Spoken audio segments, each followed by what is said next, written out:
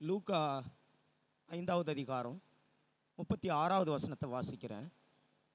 அவர்களுக்கு ஒரு உவமையையும் சொன்னார். ஒருவனும் புதிய வஸ்திரத்துண்டை பழைய வஸ்திரத்தின் மேல் போட்டு இணைக்க மாட்டான். இணைத்தால் புதியது பழையதை கிழிக்கும். புதிய வஸ்திரத்துண்டு பழைய வஸ்திரத்துக்கு ஒவ்வாது.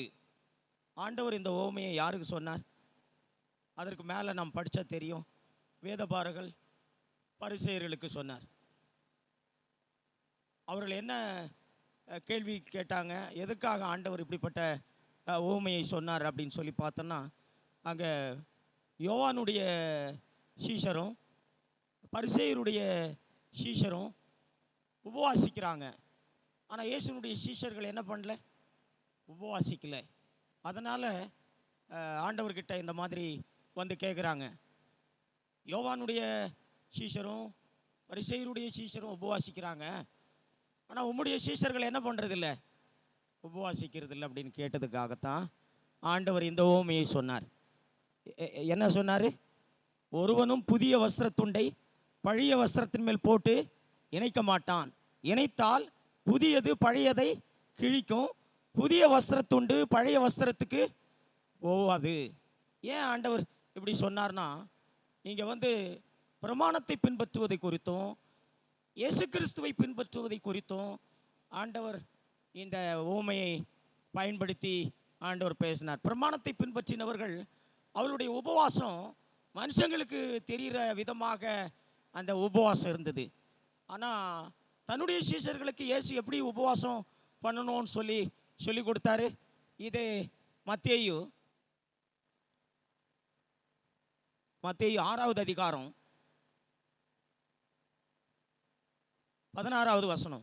நீங்கள் உபவாசிக்கும் பொழுது மாயக்காரரை போல முகவாடலாய் இராதேயுங்கள். அவர்கள் உபவாசிக்கிறதை மனுஷர் காணும் பொருட்டாக தங்கள் முகங்களை வாட பண்ணுகிறார்கள். அவர்கள் தங்கள் பலனை அடைந்து தீர்ந்ததென்று மெய்யாகவே உங்களுக்கு சொல்லுகிறேன். 17வது வசனம். நீயோ உபவாசிக்கும் பொழுது அந்த உபவாசம் மனுஷருக்கு காணப்படாமல் அந்தரங்கத்தில் இருக்கிற உன் பிதாவுக்கே காணப்படும்படியாக உன் தலைக்கு எண்ணெய் பூசி உன் முகத்தை கழுவு. அப்பொழுது அந்தரங்கத்தில் பார்க்கிற உன் பிதா உனக்கு வெளியரங்கமாய் பலனளிப்பார். இந்த இடத்துல இயேசு கிறிஸ்து தன்னுடைய சீஷர்களுக்கு எப்படி உபவாசிக்கணும்னு சொல்லி கொடுத்தாரு. நீ உபவாசிக்கிறத எந்த மனுஷரும் என்ன பண்ணக்கூடாது? பார்க்கக்கூடாது.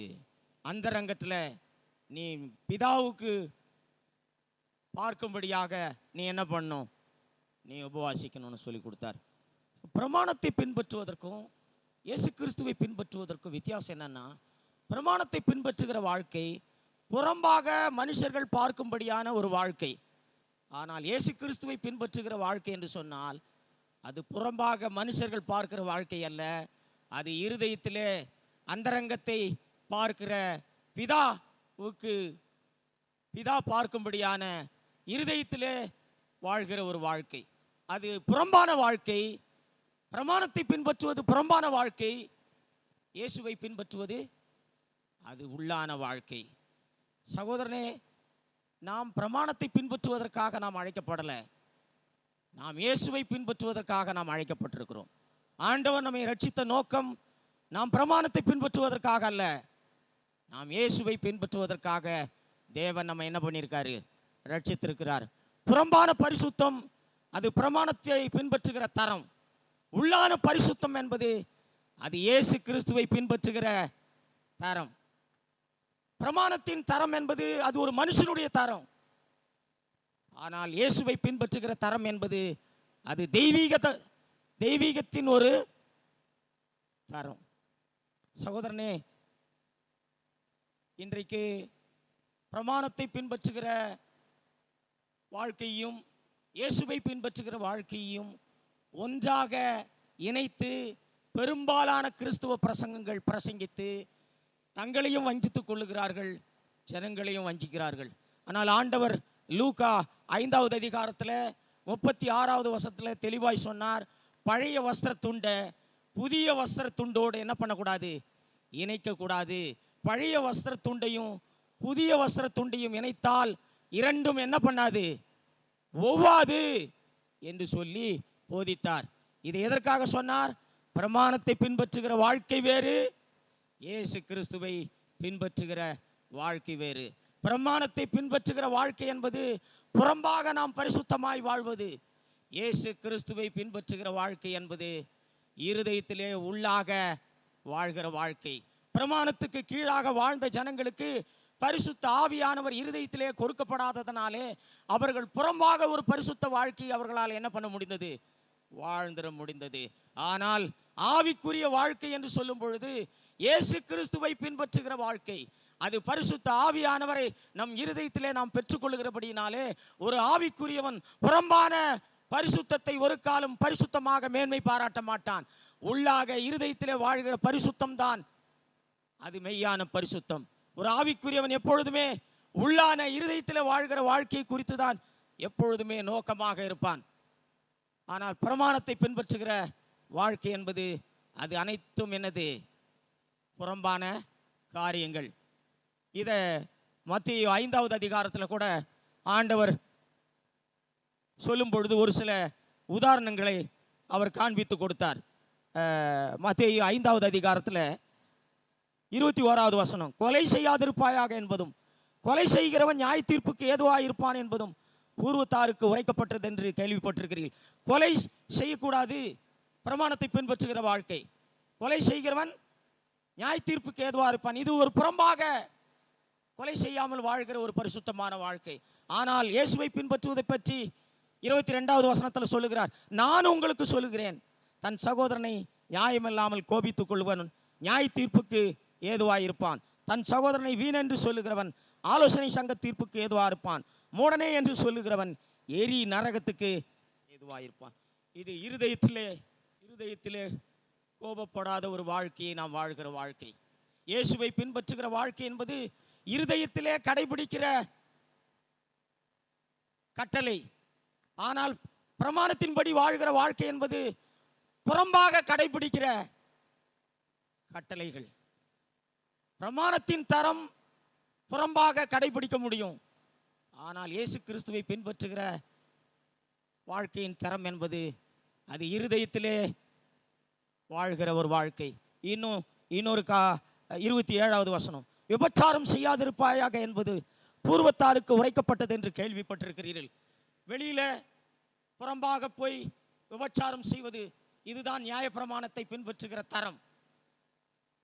புறம்பாக விபச்சாரம் செய்யாதிருந்தால் அது நியாயப்பிரமாணத்தை பின்பற்றுகிற ஒரு தரம். ஆனால் இயேசுவை பின்பற்றுகிற தரம் என்பது 28வது வசனம், நான் உங்களுக்கு சொல்லுகிறேன், ஒரு ஸ்திரியை எச்சையோடு பார்க்கிற எவனும் தன் இருதயத்தில் அவளோடு விபச்சாரம் செய்தாயிற்று. தன் இருதயத்திலேயே விபச்சாரம் செய்யாத ஒரு வாழ்க்கை என்று சொன்னால் அது இச்சிக்காத ஒரு வாழ்க்கை வாழ்வது. இதுதான் இயேசு கிறிஸ்துவை பின்பற்றுகிற வாழ்க்கையின் தரம். இன்னொரு காரியத்தை ஆண்டவர் சொன்னார். 3, அன்றியும் பொய்யானையிடாமல் உன் ஆணைகளை கர்த்தர் முன்னிலையாய் செலுத்துவாயாக என்று பூர்வத்தாருக்கு உரைக்கப்பட்டது என்று கேள்விப்பட்டிருக்கிறீர்கள். பொய்யானையிடக்கூடாது என்று சொல்லி பிரமாணத்தை பின்பற்றுகிற ஜனங்களுக்கு அப்படிப்பட்ட ஒரு தரத்தை ஆண்டவர் வைத்திருந்தார். ஆனால் இயேசு கிறிஸ்துவை பின்பற்றுகிற தரத்தை குறித்து சொல்லும் பொழுது 34வது வசனம், நான் உங்களுக்கு சொல்லுகிறேன், பரிசேதம் சத்தியம் பண்ண வேண்டாம், வானத்தின் பேரில் சத்தியம் பண்ண வேண்டாம், அது தேவனுடைய சிங்காசனம், பூமியின் பேரிலும் சத்தியம் பண்ண வேண்டாம், அது அவருடைய பாதப்படி, எருசலேமின் பேரிலும் சத்தியம் பண்ண வேண்டாம், அது மகாராஜாவினுடைய நகரம், உன் சிரசின் பேரிலும் சத்தியம் பண்ண வேண்டாம், அதன் ஒரு மயிரையாவது வெண்மையாகவும் கருப்பாகவும் உன்னால் கூடாது, உள்ளதை உள்ளதென்றும் இல்லதை இல்லதென்றும் சொல்லுங்கள், இதற்கு மிஞ்சினது தீமையினால் உண்டாயிருக்கும். ஆண்டவர் என்ன சொன்னார்? இயேசு கிறிஸ்துவை பின்பற்றுகிற வாழ்க்கையின் தரம் என்று சொன்னால் உள்ளதை உள்ளதென்றும் இல்லதை இல்லதென்றும் சொல்ல வேண்டும்.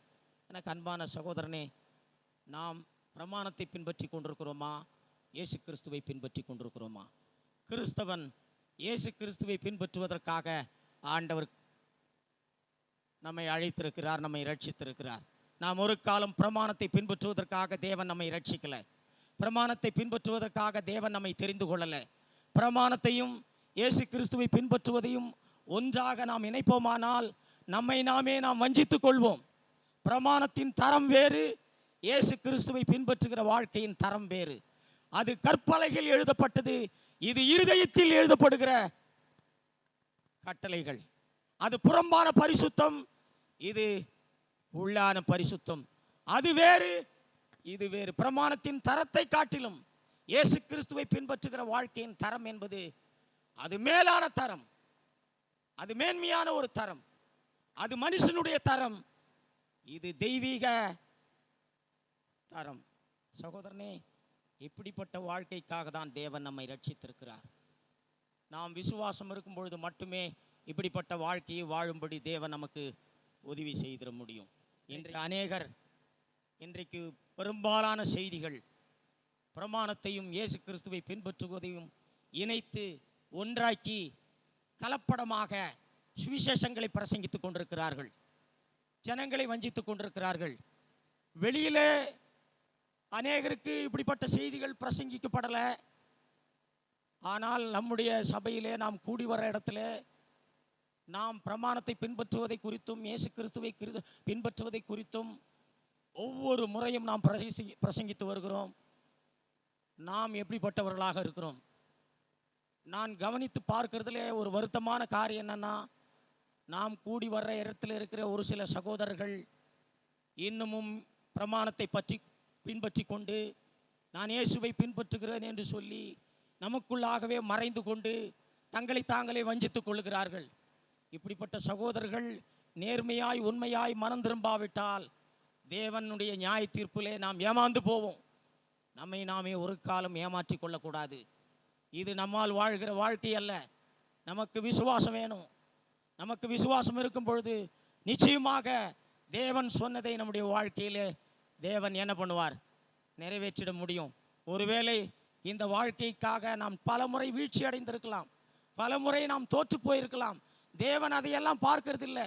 தொடர்ந்து இப்படிப்பட்ட வாழ்க்கைக்காக தேவன் சொன்னதை தேவன் என் வாழ்க்கையிலே நிறைவேற்றுவார் என்று சொல்லி தொடர்ந்து எத்தனை முறை இப்படிப்பட்ட காரியங்களை நாம் வீழ்ச்சி அடைந்தாலும் தேவனை தேடி தேடி தேடி நாம் விசுவாசித்துக் கொண்டிருப்போமானால் எளிதாக தேவன் இப்படிப்பட்ட கட்டளைகளை நம்முடைய இருதயத்திலே நாம் கடைபிடித்து வாழும்படியாய் தேவன் நமக்கு என்ன பண்ண முடியும்? உதவி செய்திட முடியும். நேர்மையாய் நம் ஆண்டவரிடத்திற்கு போவோம். தேவன் நம்மை ஆசீர்வதித்து நம்மை பயன்படுத்திட முடியும். கர்த்தர் தாமே நம்மை ஆசீர்வதிப்பாராக. ஆமென்.